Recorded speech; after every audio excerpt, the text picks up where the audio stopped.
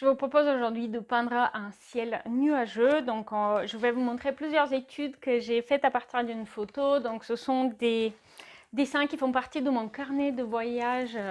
Ça, c'est l'aquarelle d'origine que j'avais fait sur un petit format sur place. Donc, c'est un 10 sur 15 cm, un tout petit format. Et du coup, après, j'ai fait plusieurs études sur, en particulier, le ciel nuageux. Donc ici, dans ce premier dessin, vous avez vu, il y a pas mal de couleurs. Ensuite, j'ai fait une deuxième version avec un tout petit peu moins de couleurs. Et là, une version surtout monochrome. Et je vous propose d'en faire une ensemble. Ok, comme promis, je vais faire une nouvelle tentative pour cette peinture.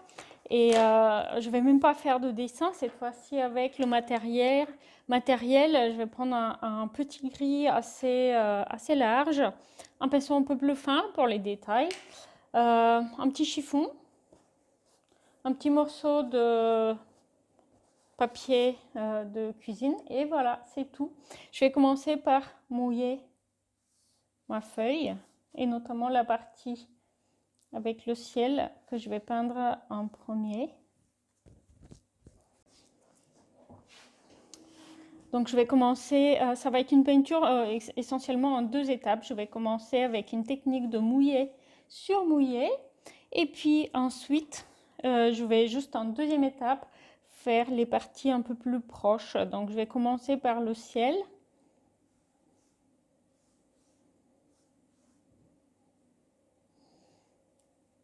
En essayant de créer différentes nuances, notamment pour créer cet effet de ciel nuageux.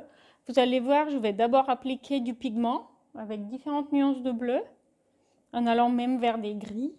Et puis ensuite, je vais retirer un petit peu de peinture là où je trouve que il y en a trop pour créer des nuages aussi blancs, plus clairs, parce que les nuages ont tendance à être plus clairs dans leur partie haute. Ok. Alors, j'ai constaté que les aquarelles ont tendance à s'éclaircir une fois sèches. Et donc voilà pourquoi je n'hésite pas à appliquer des couleurs assez sombres au début. Ok. Et puis je vais les laisser se mélanger un peu librement.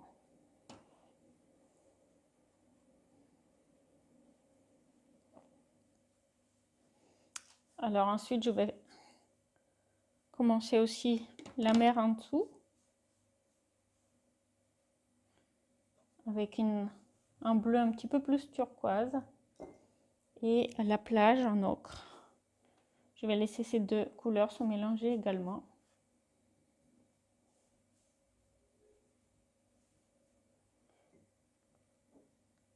Et pour m'assurer qu'elles se mélangent, eh bien, je vais venir mouiller entre les deux. Et puis j'avais envie de donner des formes de vagues un petit peu. Hop, et je vais les laisser aussi se mélanger. Aussi, le fait de prolonger un petit peu l'effet là entre la mer et les nuages, eh bien, ça donne l'impression qu'il pleut. Et donc j'aime bien ça. Alors lorsque je veux retirer un peu de peinture, je nettoie mon pinceau, je le sèche. Et après, quand je passe, vous voyez, ça enlève un peu de peinture. Donc ça va donner cet effet d'éclaircissement, comme ceci.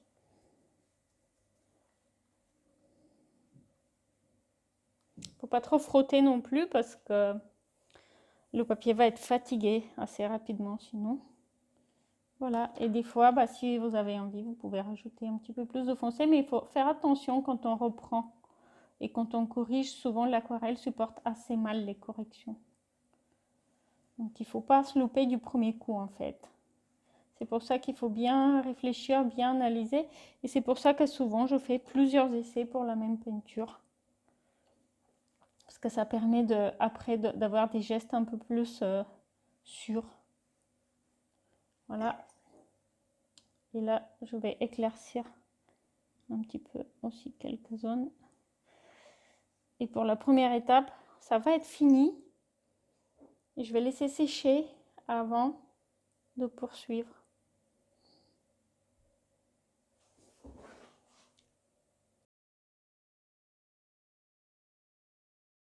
Ok, maintenant la vie est complètement sec, et donc je vais pouvoir poursuivre. Cette fois-ci, je vais prendre un pinceau plus fin, c'est un pinceau synthétique. Et je vais faire un aplat marron. C'est un mélange de marron et de ocre. Ici, pour créer les rochers. Alors, il va être mouillé mon aplat, parce que après, je vais appliquer différentes nuances afin de créer un effet de volume. Et ici, en premier plan également, on va avoir des rochers. On peut aussi mettre un petit peu de couleur un petit peu plus saturée à certains endroits, à certaines zones de la plage. Et si finalement je trouve que c'est pas très réussi, bah, je peux toujours essuyer. Parce que là, je trouve que j'en ai un peu trop fait. Voilà. Donc là, je vais prendre un marron un petit peu plus saturé, que je vais appliquer dans les parties en bas. Ok. Et je vais simplement le laisser se diluer.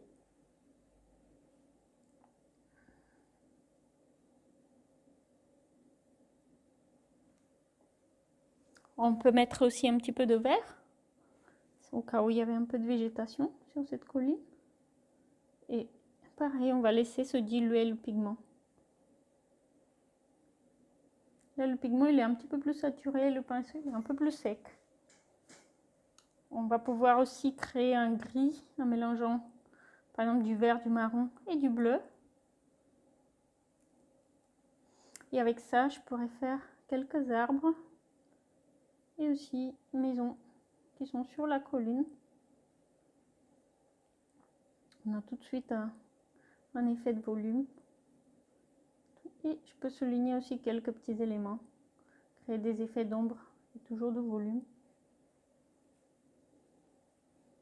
pour mes rochers. Ok. Alors maintenant, avec un marron assez sec que je vais essuyer sur le chiffon, parce que je voudrais qu'il reste quand même un peu d'humidité dans le pinceau, donc pas le papier de cuisine. Je vais créer quelques rochers qui sont visibles. Et là, c'est plutôt du sec sur sec, je dirais. Parce que le pinceau, il est vraiment...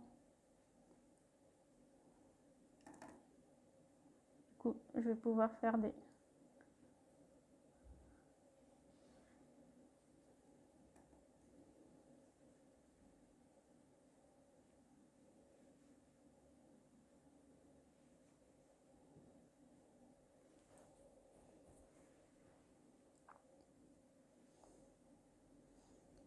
remettre un petit peu de vert ici en premier plan.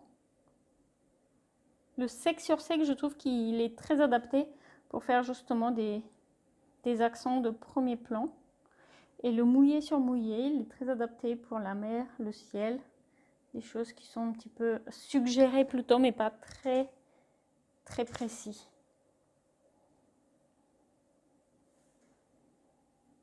Ok, et là j'ai un pinceau juste normal avec lequel je vais continuer mes rochers qui sont visibles dans la mer. C'est en Bretagne, donc vous savez, il y a toujours des rochers qui apparaissent, notamment à marée basse.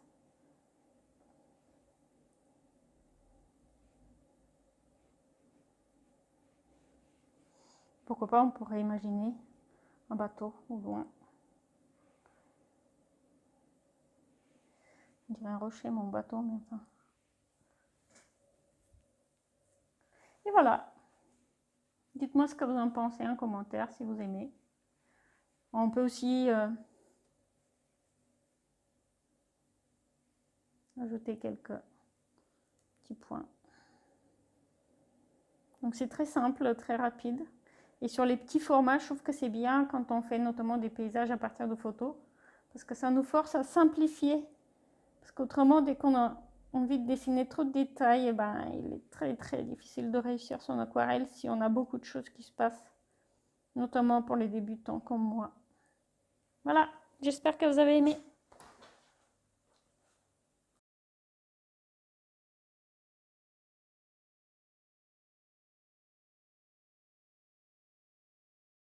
Vous avez aimé cette vidéo, je vous invite à me rejoindre dans le challenge offert qui s'appelle Libérer sa créativité en 21 jours. On va faire cela ensemble. Vous allez recevoir par email une série d'exercices simples qui permettent d'enlever la pression, le stress qui sont souvent liés à l'exercice de l'aquarelle, notamment lorsqu'on débute. Ça permet de se laisser aller et de progresser tranquillement sans se mettre la pression et sans se juger évidemment surtout.